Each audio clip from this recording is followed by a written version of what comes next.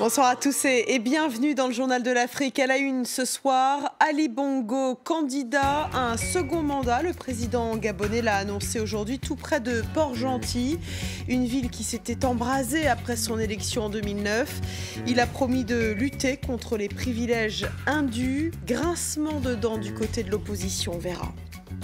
Au Burundi, un charnier découvert dans un quartier contestataire de Bujumbura, annonce faite à la veille de l'arrivée d'experts de l'ONU chargés d'enquêter sur les violations des droits de l'homme.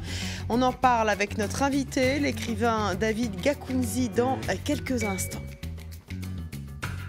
Et puis nous irons dans le delta du Niger qui doit faire face à une nouvelle marée noire. Les habitants qui vivent de la pêche sont désespérés. Ils demandent des comptes aux géants pétroliers Shell. Reportage de nos correspondants au Nigeria dans quelques minutes. Voilà pour les titres. Bienvenue à vous. Ali Bongo sera donc candidat à sa propre succession. Le président gabonais l'a annoncé aujourd'hui. La présidentielle doit avoir lieu d'ici la fin de l'année, mais aucune date encore n'a été fixée. En tout cas, vous allez le voir, il a soigneusement mis en scène sa déclaration de candidature. Nicolas Germain. C'est un choix symbolique. Ali Bongo a décidé d'annoncer sa candidature à la présidentielle tout près de Port-Gentil, la ville qui s'était embrasée à l'annonce de sa victoire en 2009. Ali Bongo est le fils de l'ancien président Omar Bongo qui a dirigé le pays pendant 42 ans. Ce lundi, Ali Bongo a promis de lutter contre les privilèges indus. Il a tenu son discours sur un pont en construction entouré d'ouvriers. Je vous annonce ma candidature à l'élection présidentielle de cette année.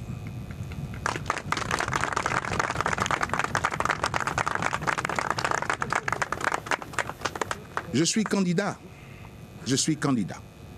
pour garantir à notre jeunesse un avenir meilleur en lui permettant de recevoir une éducation et une formation adaptées aux besoins de notre développement. L'annonce d'Ali Bongo a irrité les représentants de l'opposition que nous avons joints. Et nous constatons qu'il ne va que dans la provocation et cela risque d'énerver le peuple gabonais qui est déjà confronté à tous les problèmes que vous connaissez. Problèmes politiques, problèmes économiques, problèmes sociaux. Et je crois que trop c'est trop. Il s'agit d'un non-événement dans la mesure où tout le monde savait qu'il allait tenter un passage en force. Il vient de le faire. On pourrait simplement se demander avec quel acte de naissance il va se présenter. L'opposant Jean Ping fait allusion à l'acte de naissance controversé d'Ali Bongo. Ses détracteurs l'accusent d'être un enfant adoptif né au Nigeria. Lundi, une plainte pour faux sur son acte de naissance déposée en France a été classée sans suite. Mais la campagne pour cette élection, qui doit avoir lieu avant septembre, promet d'être houleuse. On en vient maintenant à cette découverte macabre faite dans un quartier de Bujumbura, la capitale du Burundi. 3 corps ont été retrouvés dans une fosse commune, mais en réalité, il y en aurait bien plus, une trentaine. Cela intervient alors que 3 experts des Nations Unies vont arriver demain à Bujumbura. Ils resteront sur place une semaine. Leur mission, enquêter sur les violations des droits de l'homme dans le pays qui est secoué, vous le savez, par une crise politique depuis près d'1 an maintenant autour du 3e mandat du président Nkurunziza. Pour en parler, nous sommes avec David Gakunzi. Bonsoir. Bonsoir. Merci beaucoup d'être avec nous. Vous êtes écrivain, vous êtes assez critique envers les autorités burundaises. Parlons peut-être d'abord de cette découverte faite aujourd'hui dans un quartier contestataire de Bujumbura.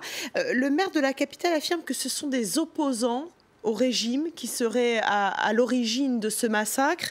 Est-ce que ces experts de l'ONU, selon vous, peuvent démêler le vrai du faux et faire la lumière sur ces massacres et ces fausses communes? Première chose, c'est quand même bizarre que ce soit le maire de la ville qui parle des fausses communes. Où est le ministre de la Sécurité? Où est le ministre de la Justice? Où est le président? Parce qu'on parle de vies humaines. Deuxième aspect, vous savez, il y a eu d'abord une négation du fait de l'existence des fausses communes. Ça a été la première réaction du gouvernement. Ensuite, Amnesty International a montré des images. Le gouvernement a réalisé que tout était sous surveillance et qu'on pouvait prouver concrètement avec les moyens modernes l'existence des fausses communes. Et là, il est passé à un autre stade qui est celui de l'inversion de l'accusation. C'est un classique de ce gouvernement-là, négation des faits. Et quand on ne peut plus nier les faits, inverser l'accusation, transformer les bourreaux en victimes et les victimes en bourreaux. C'est important que cette mission vienne. Et je pense que d'ailleurs, la reconnaissance de l'existence des fausses communes, je dirais que c'est le premier impact du passage de Ban Ki-moon. Alors, Justement, ces autorités burundaises avaient pas, dans un premier temps, refusé la venue de ces experts onusiens. Est-ce que ce n'est pas un bon signal, finalement, qu'elles autorisent leur mission? Cela montre que quand la communauté internationale est ferme, ça paye. Devant un régime comme celui-là, il faut toujours de la fermeté. Et Ban Ki-moon a été ferme là-dessus. Il a dit qu'on ne pouvait pas transiger avec la justice, l'impunité, et que des crimes commis seraient poursuivis, jugés. Le chef de l'ONU est venu, des présidents de la délégation de l'Union africaine également le week-end dernier. D'ailleurs, l'Union africaine a décidé d'envoyer une centaine d'experts militaires, mais aussi des observatoires des droits de l'homme. Vous pensez que c'est une bonne chose ? C'est toujours une bonne chose, mais on peut regretter parce qu'au départ, on parlait de 5000 militaires.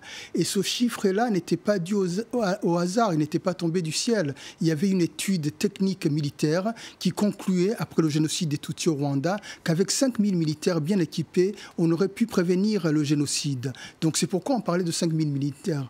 Alors 100 militaires, bon, c'est toujours ça, parce que l'important, c'est de refuser le huis clos meurtrier que le régime veut imposer dans le pays pour pouvoir massacrer en toute tranquillité. Plus de présence internationale, c'est toujours plus de protection quelque part pour les civils, même si cela n'est pas suffisant, parce que le problème est très important et je pense que les choses sont allées très loin. Depuis 10 mois, on tue tous les jours, on arrête, on torture, on tue les jeunes. Et beaucoup de Burundais ont pris le chemin de l'exil, plus de 240 000 à ce jour. Merci beaucoup, David Gakunzi, d'avoir été notre invité ce soir dans le Journal de l'Afrique sur France 24. Ce regain de violence en Somalie, une double attaque suicide revendiquée par les Chebab a fait au moins 30 morts et une soixantaine de blessés hier à Baidoa, dans le sud-ouest du pays. Le bilan a été communiqué aujourd'hui.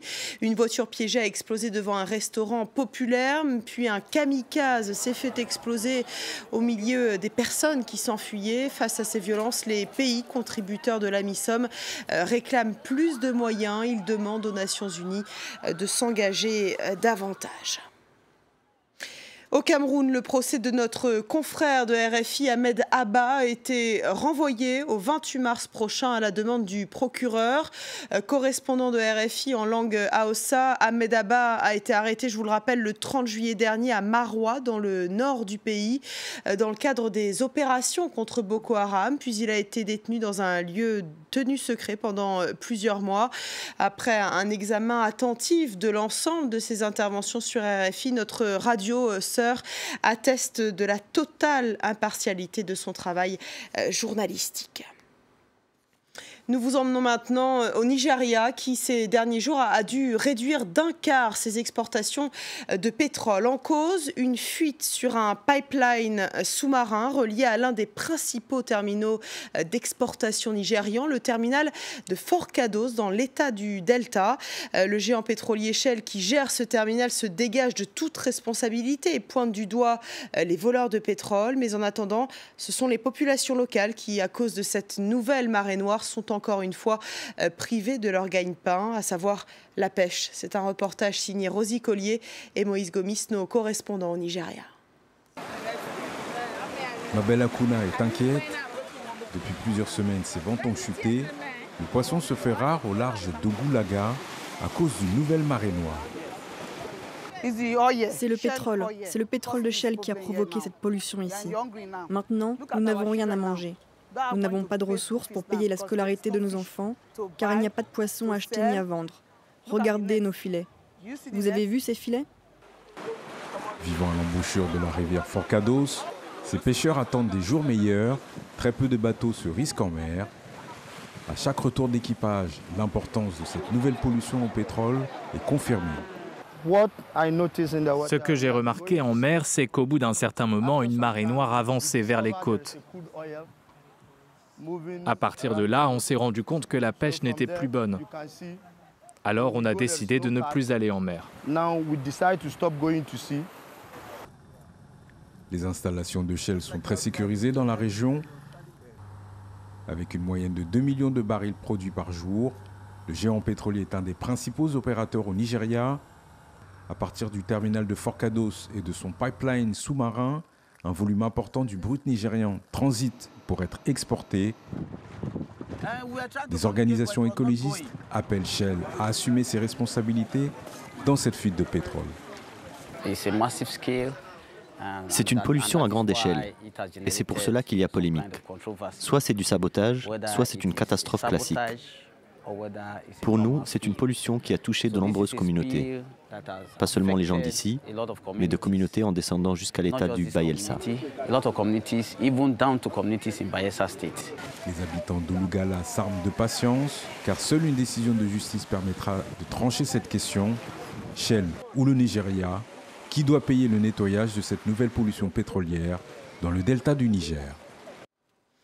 On reste au Nigeria où le gouvernement annonce l'ouverture d'une enquête sur les violences qui ont éclaté la semaine dernière dans le centre du pays entre des éleveurs musulmans et des agriculteurs chrétiens.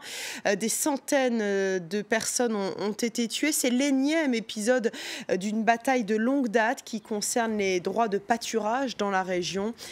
Des milliers de personnes ont été tuées dans ces affrontements depuis ces dernières années.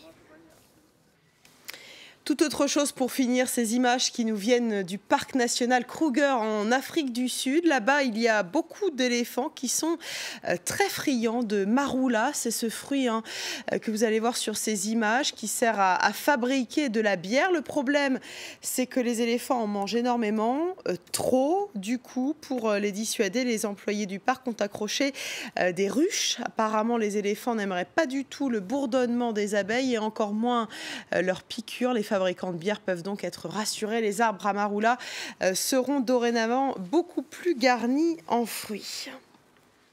Voilà, c'est la fin de ce journal de l'Afrique. Merci à vous de l'avoir suivi. Très bonne soirée sur France 24. Restez avec nous, l'info continue.